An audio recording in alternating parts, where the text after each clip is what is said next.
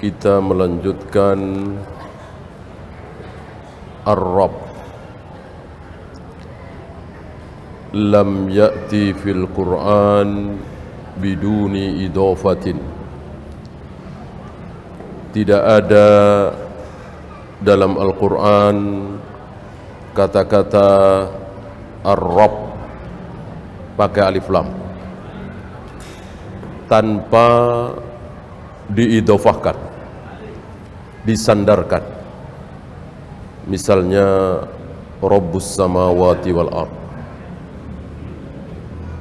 Rabban nas, Tuhan langit, Tuhan bumi, Tuhan manusia.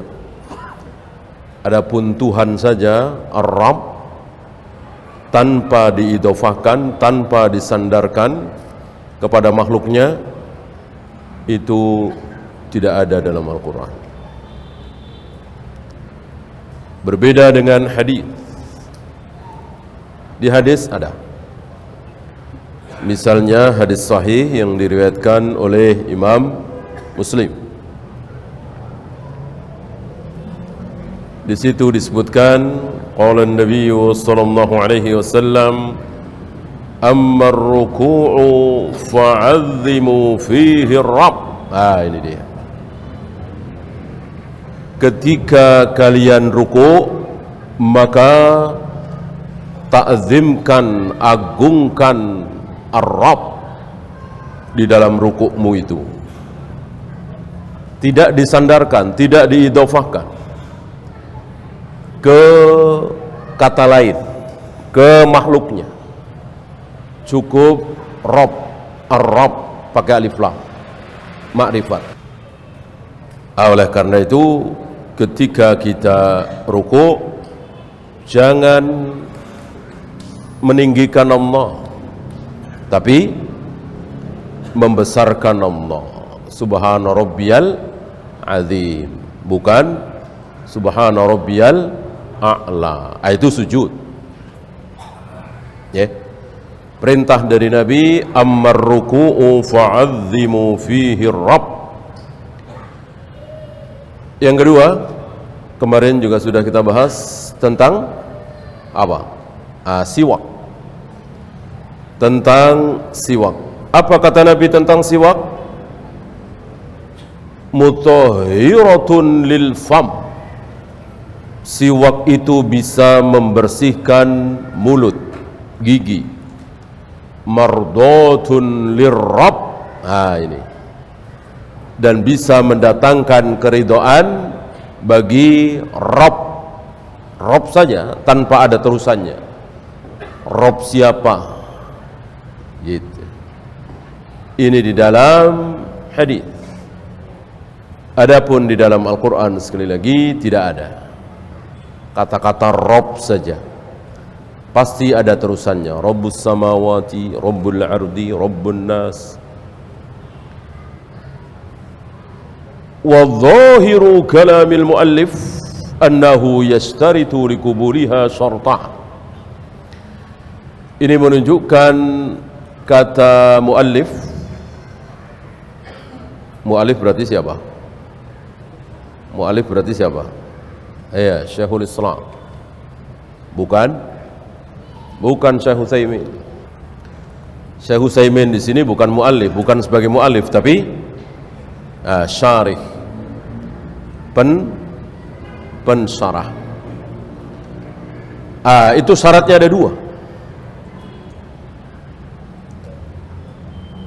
Diterimanya sifat-sifat Allah yang ada di hadis, itu syaratnya ada dua.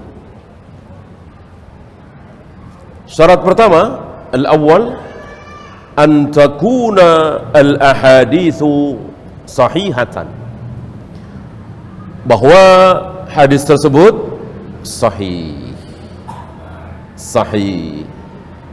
Kalau tidak sahih, tolak. Apapun isinya. Dan ini tidak ada perbedaan, mau akidah, mau ibadah, mau syariat, mau akhlak, mau apapun. harus sahih dari Nabi sallallahu alaihi wasallam. Adapun yang tidak sahih tolak. Oleh karena itu dulu sebelum tampilnya Al-Imam At-Tirmidzi, hadis itu cuma dibagi dua. Apa dan apa? Sah dan tidak sah. Sah dan tidak sah, itu saja. Sah dari mana Nabi, terima apa adanya. Tidak sah, tolak. Gitu. Setelah tampilnya Al-Imam At-Tirmidzi dan lain-lain, maka ada hadis hasan, hasan li ghairihi, hasan li dzatihi dan seterusnya. Ini istilah dalam ilmu hadis. Bukan terima dan tidak diterima. Tetap diterima walaupun tidak sahih. Apa? Hasan. Ya, hasan kan tidak sahih. Kalau sahih ngapain disebut hasan? Gitu ya. Tapi tetap diterima. Karena memang ada kriteria selanjutnya yang ditulis oleh para imam ahlul hadis. Oleh karena itu para ulama membedakan hadzal hadis laisa bisahihin dengan hadzal hadis la yasihhu. Artinya sama. Kalau diterjemahkan dalam bahasa Indonesia artinya sama. Hadis ini tidak sahih. Ya. Hadis ini tidak sah. Hadis ini tidak sahih. Tapi para imam punya kaidah tersendiri. Ketika dikatakan hadzal hadis laisa bisahihin, hadis ini tidak sahih, maka ada kemungkinan hasan. Bisa juga dhaif. Maka ketika hadzal hadis laisa bisahihin, hadis ini tidak sahih, jangan buru-buru ditolak. Bisa juga hasan. Hasan kan harus diterima. Gitu ya. Beda dengan hadzal hadis la yasihu. Hadis ini tidak sahih juga artinya, atau tidak sah. Ini pasti dhaif. Harus ditolak. Dan begitulah para ulama ahlul hadis membuat kaidah yang kita tentu harus menerima kaidah itu karena kita tidak tahu apa-apa tentang hadis. Ya. Sama ketika para imam ahlul hadis hari ini sampai kira-kira 500-600 tahun yang lalu itu ketika menyebut Al-Hafidh itu ada yang dimaksud siapa itu. Karena Al-Hafidh kan banyak. Ibnu Hajar Al-Hafidh, Al-Iraqi Al-Hafidh, Al-Zahabi Al-Hafidh. Al-Hafidh banyak. Al-Hafidh di sini bukan penghafal Al-Quran, bukan, itu banyak, ribuan, mungkin jutaan. Ini Al-Hafidh yang barangkali hari ini mungkin tidak ada ya. Kalau hafidh penghafal Al-Quran ya ratusan ribu, mungkin jutaan. Al-Hafidh yang dimaksud di sini dalam kaidah ilmu hadis tentu sulit mencarinya. Ya. Nah, tapi para ulama memiliki kaidah kesepakatan bahwa ketika disebut Al-Hafidh saja maka yang dimaksud adalah Ibnu Hajar. Kalau yang dimaksud Al-Iraqi sebut Al-Hafidh Al-Iraqi. Kalau yang dimaksud Al-Zahabi ya sebut Al-Hafidh Al-Zahabi. Ya. Sama dengan Abdullah, sahabat yang Abdullah kan banyak sekali. Ada Abdullah bin Umar, Abdullah bin Mas'ud, Abdullah bin Abbas, Abdullah bin Amr bin As, bahkan ada Abdullah bin Abdullah. Tapi ketika disebut Abdullah saja, maka yang dimaksud adalah Ibnu Ibnu Mas'ud. Ini syarat pertama. Ketika ada hadis berbicara tentang sifat-sifat Allah, kita terima apa tidak? Syarat pertama, hadis tersebut harus sahih. Yang dimaksud tidak dhaif, apalagi maudhu. Yang kedua, ats-tsani ayyakuna ahlul ma'rifati yakni bil ahadits talaqquha bil qabul. Ini akan sedikit diberi komentar oleh beliau ya. Yang kedua, ahli ilmu, ahli ma'rifah, yaitu ahli ilmu hadis itu menerima hadis tersebut. Gitu.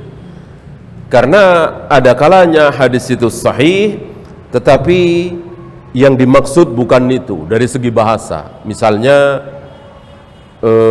tajri bi ayunina, ini bukan hadis lagi. Bahkan Al-Quran kan, bahwa kapalnya Nabi Nuh itu berjalan bersama dengan mata kami. Itu jelas sahih, ayat Al-Quran gak ada yang dhaif. Tapi apakah diterima pemahaman itu bahwa mata Allah itu berada di kapalnya Nabi Nuh dengan kalimat tajri bi a'yunina, kapalnya Nabi Nuh itu berjalan dengan mata kami, berarti matanya Allah berada di kapalnya Nabi Nuh? Apa begitu penerimaan ahlul hadis? Apa begitu pemahaman para ulama? Itu yang dimaksud oleh beliau. Ya. Karena tidak mungkin ada hadis sahih lalu ditolak mentah-mentah, dicoret, dibuang, dikubur. Ya.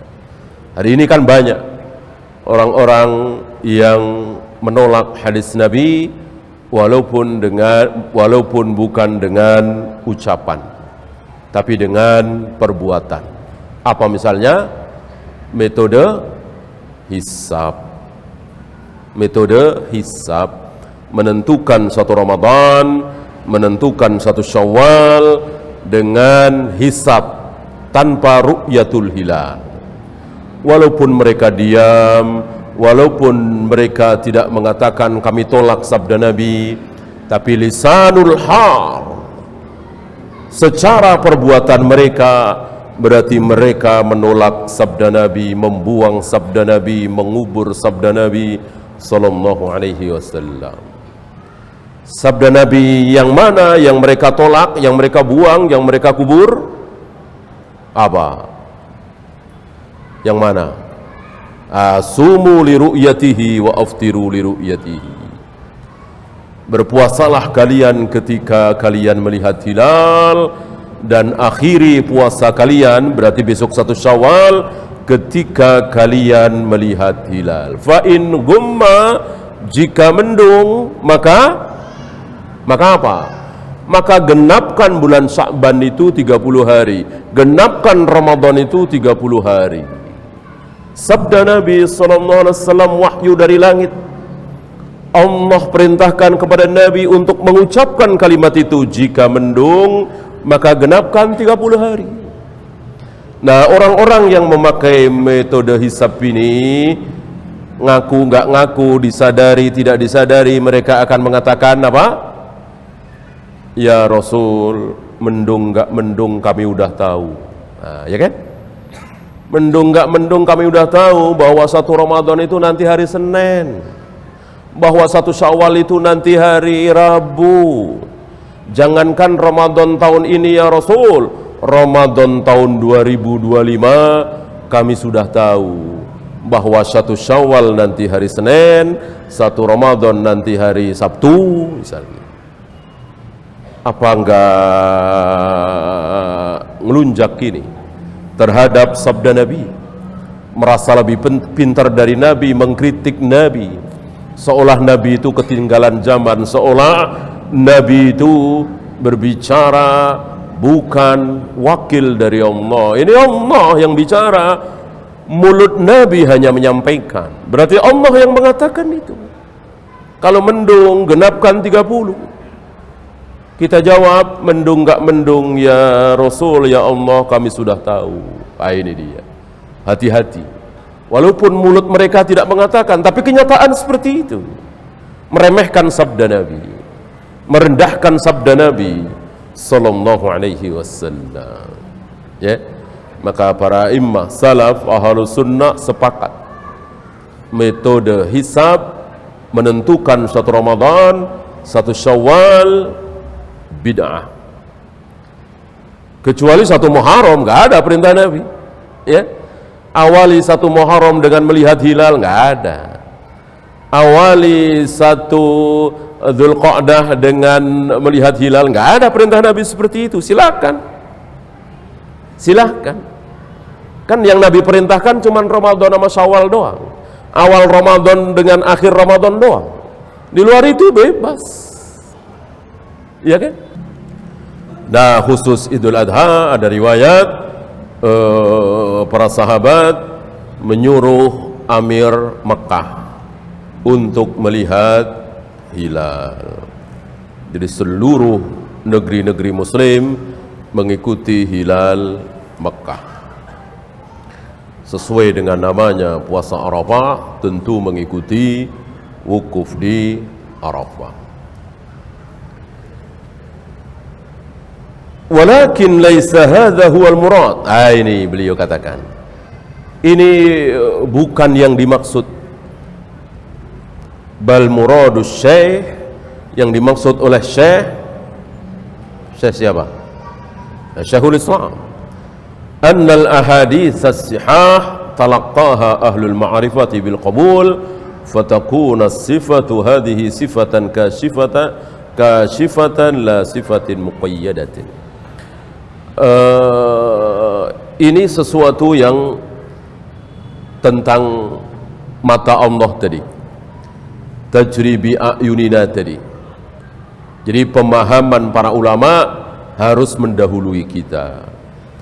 Tidak boleh kita mendahului para ulama. Ya. Allah turun ke langit dunia, yang turun itu bukan Allahnya tapi rahmatnya. Adakah ulama yang mendahului kalimat seperti ini? Al-jawab tidak ada. Ulama dari kalangan sahabat, tabi'in, atba'ut tabi'in tidak ada. Tidak ada satupun sahabat yang mengatakan, memahami bahwa Allah turun ke langit dunia, yang turun adalah rahmatnya. Ini pemahaman batil. Berarti kalau siang rahmat Allah tidak turun dong. Kan dikatakan di situ Allah turun setiap sepertiga malam. Kalau difahami yang turun adalah rahmatnya, berarti rahmat Allah itu hanya turun di sepertiga malam. Berarti di luar sepertiga malam, di siang, di malam. Sekarang ini rahmat Allah tidak turun, batil sekali. Sementara Allah katakan bahwa rahmat Allah itu wasi'at kulla syai', meliputi segala sesuatu. Tidak ada sesuatu, tidak ada ruang, tidak ada tempat yang tidak ada rahmat Allah di situ. Ya. Bahkan di tempat maksiat, bahkan di negeri kafir, negeri yang tidak ada menyebut asma Allah, tidak ada yang ruku', tidak ada yang sujud. Adakah rahmat Allah di situ? Ada. Sebab kalau tidak ada rahmat Allah, mati semua. Orang bisa makan dengan enak, minum dengan lezat, tidur dengan nyenyak, karena apa? Karena rahmat Allah. Orang Jepang, orang Amerika, orang Eropa menikmati hidup ini, makannya, minumnya, tidurnya. Kenapa? Karena ada rahmat Allah di situ. Wasi'at kulla syai'. Bagaimana dikatakan rahmat Allah turun hanya sepertiga malam? Dan tidak ada satu ayat, satu hadis yang menyatakan seperti itu. Oleh karena itu sabda Nabi bahwa Allah turun ke langit dunia setiap sepertiga malam, yang turun adalah Allah. Cuman jangan ditanyakan bagaimana turunnya, prosesnya, dan gimana hakikatnya, berarti meninggalkan arsy-Nya dan seterusnya. Tidak usah dibahas, tidak akan faham. Terlalu bodoh kita, terlalu rendah IQ kita. Walaupun mungkin sekian ribu IQ-nya, tidak akan sampai. Manusia paling cerdas di muka bumi ini nggak akan sampai memikirkan, memahami bahwa Allah turun ke langit dunia setiap sepertiga malam. Nggak akan faham. Oleh karena itu nggak usah difahami, imani saja. Terima apa adanya bahwa Allah betul-betul turun ke langit dunia setiap sepertiga malam. Ambillah hikmahnya. Hikmahnya ada berapa? Ada 2. Nah, ambil itu. Jangan kayak Mu'tazilah, Jahmiyah, Jabariyah, apalagi Rafidah, tidak mau mengambil hikmahnya, tapi ingin memahami gimana kan Allah tidak pernah meninggalkan arsy-Nya. Kenapa bisa Allah turun ke langit dunia? Padahal langit dunia dengan arsy itu kan jauh sekali, miliaran mungkin triliunan kilometer, dan arsy Allah tidak pernah kosong. Bagaimana dikatakan Allah turun ke langit dunia? Gimana memahaminya? Gimana? Karena mereka ingin faham, memaksakan diri, lalu mereka terpaksa menakwil itu, yaitu yang turun bukan Allahnya tapi rahmatnya. Ini dia sesuatu yang tidak pernah difahami oleh Rasul dan para sahabat. Faqauluhu allati talaqqaha hadha bayanun li halil ahadithi as-sahihah, ay anna ahlal ma'rifati talaqquha bil qabul li'annahu minal mustahil an takuna al-ahadithu sahihatun thumma yarfuduha ahlul ma'rifati. Tidak mungkin, mustahil imam-imam ahlul hadis menolak padahal hadis itu sahih. Pasti mereka menerimanya. Maka yang dimaksud oleh beliau adalah pemahamannya seperti apa? Seperti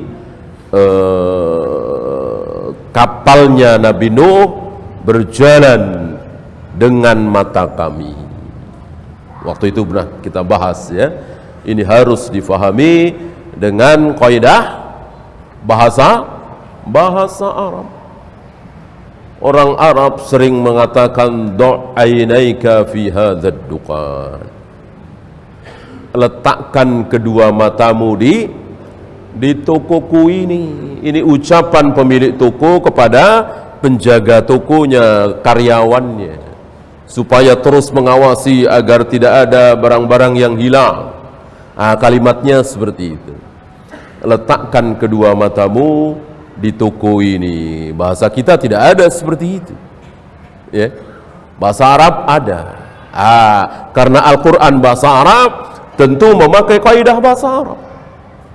Maka ketika Allah ingin mengatakan bahwa Allah terus mengawasi kapalnya Nabi Nuh, dalam arti jangan sampai tenggelam, tidak mungkin tenggelam karena terus diawasi oleh Allah. Nah, Allah mengatakan dengan kaidah bahasa Arab, tajri bi a'yunina, kapalnya Nabi Nuh itu berjalan dengan mata kami.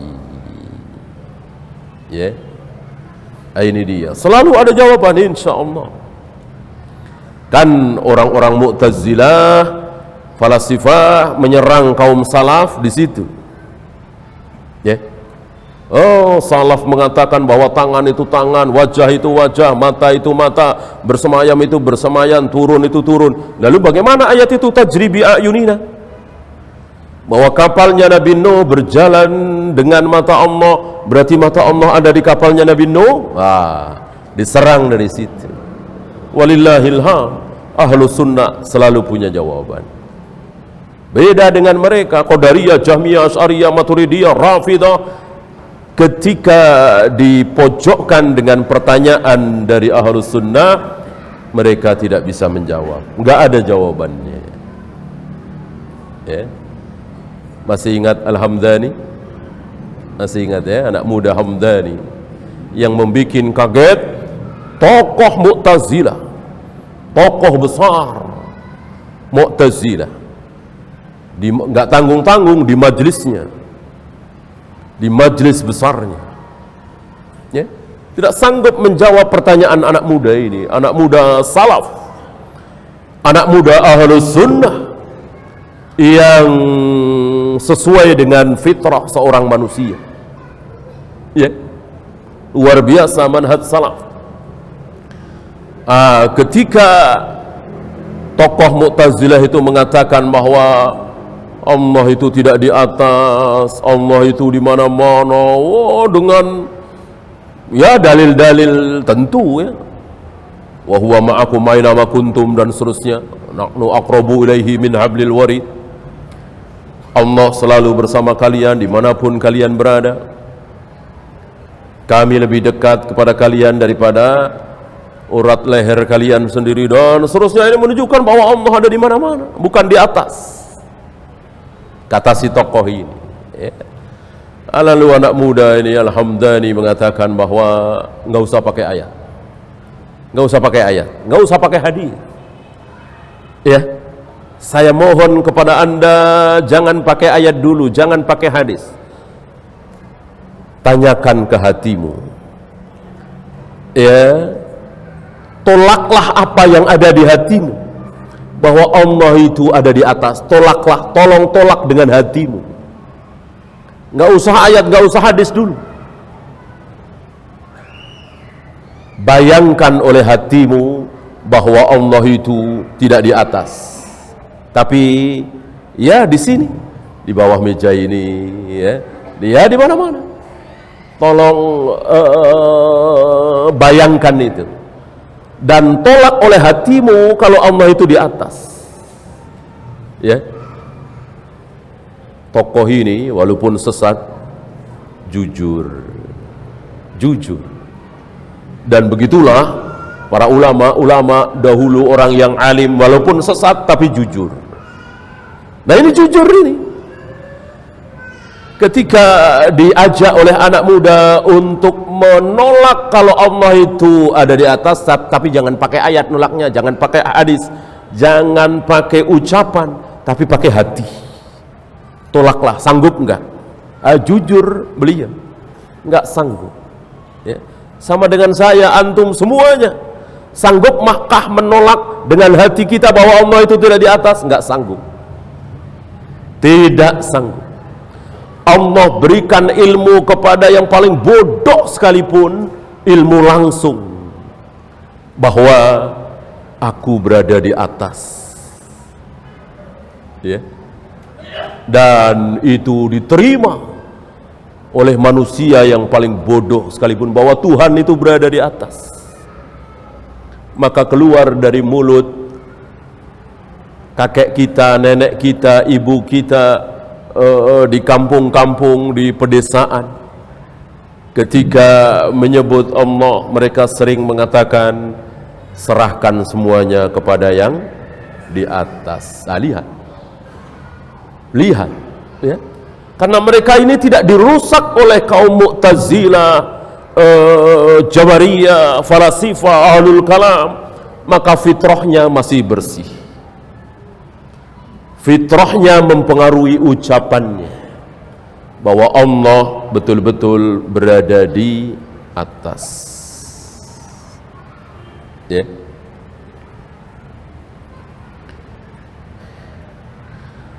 Sahihun anna hunaka ahaditsu zahiruha as-sihah, betul bahwa ada hadis-hadis yang zahirnya sahih.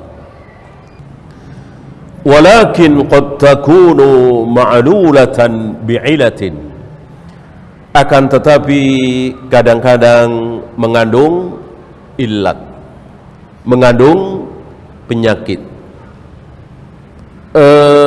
Hadisnya sahih, mungkin riwayat Bukhari, mungkin riwayat Muslim, atau riwayat Bukhari dan Muslim, tapi ada ilat di situ, ada sesuatu, ada penyakit, ya. Maka sahih itu kan bahasa Arab, bahasa Indonesianya apa? Sahih itu sehat, sahih itu kan sehat, ya. Lawan kata sehat apa? Tentu sakit, ada penyakit. Maka hadis yang tidak sahih itu karena berpenyakit, ada penyakitnya, ada ilatnya. Kain kilabin ala rawi wa nahwihi, seperti rawi terbalik. Ini banyak, ya. Jabir bin Qasim terbalik menjadi Qasim bin Jabir misalnya, ada, ya, terbalik. Bahkan bukan perawinya, kadang-kadang matannya terbalik, ya. Seperti Imam Muslim kan meriwayatkan hadis terbalik, ya. Yunfiku shimaluhu la ya'rifuhu yaminuhu, dia bersedekah memberi dengan tangan kiri, tangan kanannya tidak tahu. Benar apa terbalik? Terbalik. Yang tidak terbalik riwayat Bukhari, ya. Dia berinfak, bersedekah dengan tangan kanan, tangan kirinya tidak tahu. Itu yang benar. Kemudian la yarkun, la yastarkun, ini juga terbalik, lebih dari terbalik kalau itu. Ini agak fatal, ya. Yang diriwayatkan oleh Imam Muslim bukan la yastarkun tapi la yarkun. Ini jelas salah. Yang benar yang diriwayatkan oleh Imam Bukhari la yastarkun, tidak minta diruqyah, tidak berobat dengan kai, tidak bertatoyur, bertawakal kepada Allah, dan tidak minta diruqyah. Di Imam Muslim bukan tidak minta diruqyah, tapi tidak meruqyah. Ini fatal. Berarti meruqyah itu dosa dong. Berarti meruqyah keluar dari 70.000 kaum muslimin yang akan masuk surga tanpa hisab, tanpa azab. Kan ada 70. Sab'una alfan yadkhuluna al-jannata bighairi hisabin wal azab. Ada 70 umat Muhammad sallallahu alaihi wasallam yang akan masuk surga tanpa dihisab, tanpa diazab. Bagaimana syarat untuk masuk ke 70 itu, masuk surga tanpa hisab, tanpa azab? Syaratnya 4, ya. Tidak minta diruqyah, tidak berobat dengan kai, tidak bertatoyur, menganggap sial dengan hari-hari, benda-benda dan seterusnya, dan terakhir wa ala rabbihim yatawakkalun, betul-betul hanya bertakwa, bertawakal kepada Allah. Itu di Sahih Bukhari. Adapun di Sahih Muslim bukan tidak minta diruqyah tapi tidak meruqyah. Berarti siapa yang pernah meruqyah dia keluar dari 70.000. Tentu ini batil. Berarti berapa sahabat yang keluar dari 70.000? Bahkan Nabi pernah meruqyah apa belum? Nabi pernah meruqyah, kan? Yang pertama kali meruqyah adalah Nabi SAW.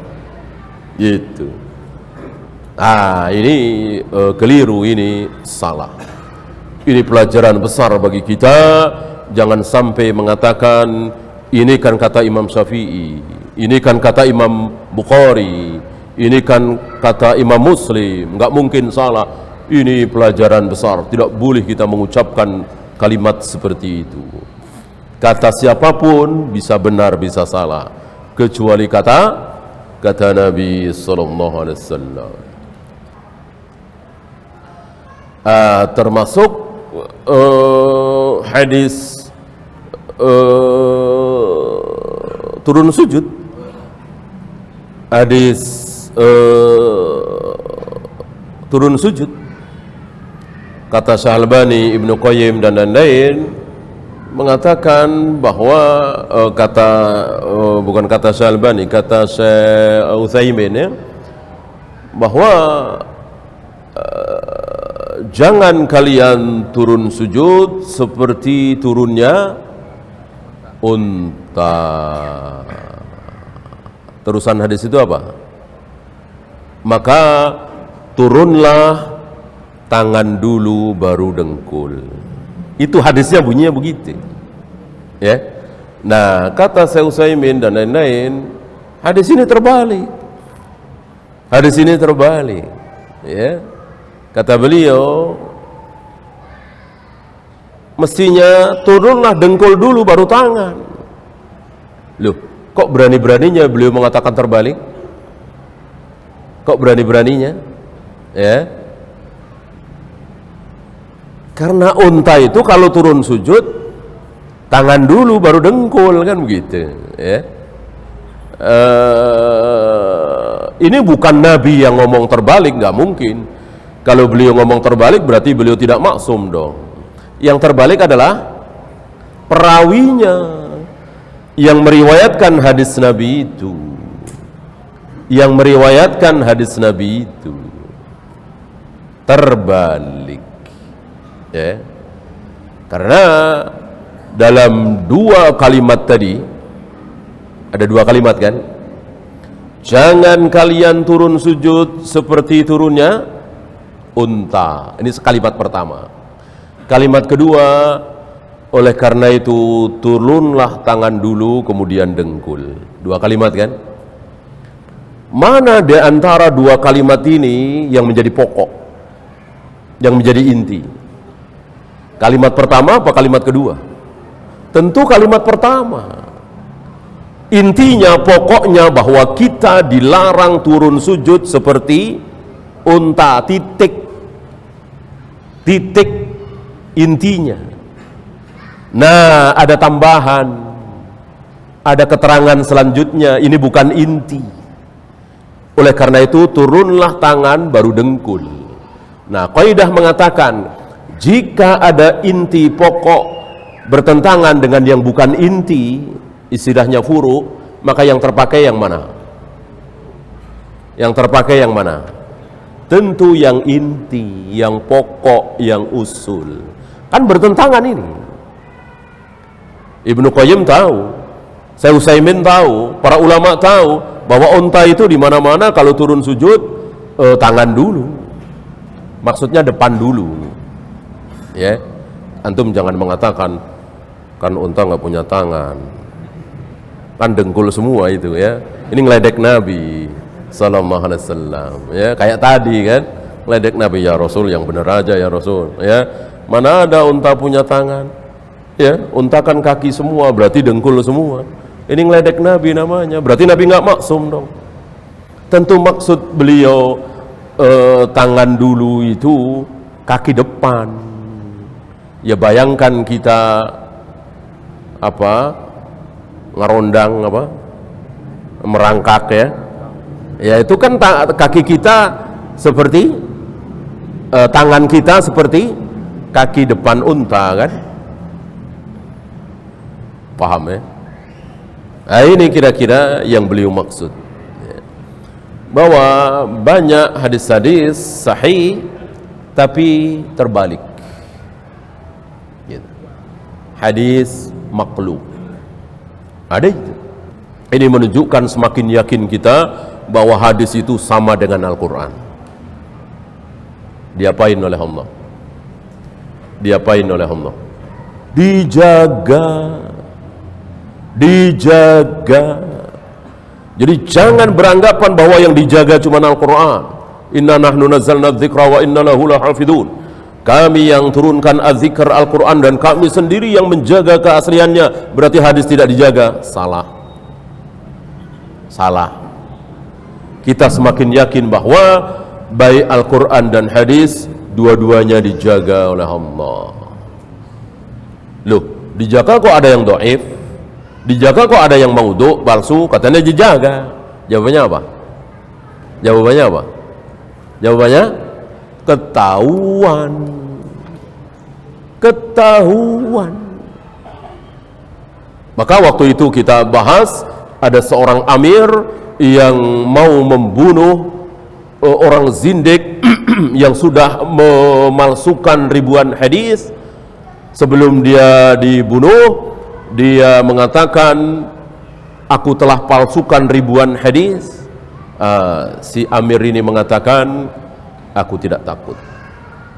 Aku tidak takut. Kenapa? Ada Yahya bin Ma'in, ada Ali bin Madini, ada Imam Ahmad, ada Bukhari, ada Muslim yang akan menemukan bahwa hadis yang engkau palsukan itu betul-betul bukan sabda Nabi SAW, dan betul ketahuan. Ya, diketahui oleh siapa? Oleh ulama yang sekarang masih bayi misalnya. Mungkinkah? Mungkin. Karena betul-betul sudah ditulis ilmunya para ulama itu di kitab-kitab hadis. Ada ulama akan muncul mungkin 50 tahun lagi, 60 tahun lagi, sekarang masih TK misalnya. Nanti si anak TK ini nanti akan menjadi ulama dan akan menemukan ini hadis dhaif, ini hadis maudhu. Mungkinkah? Mungkin. Dan itu yang terjadi.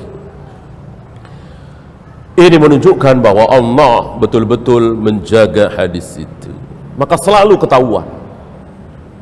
Ya, walaupun sudah diamalkan ribuan tahun dan ternyata itu dhaif, seperti mengazankan bayi. Ya, kita salat dulu. Wassallallahu ala Muhammadin sallallahu alaihi wasallam wa akhiru da'wana alhamdulillahi rabbil alamin.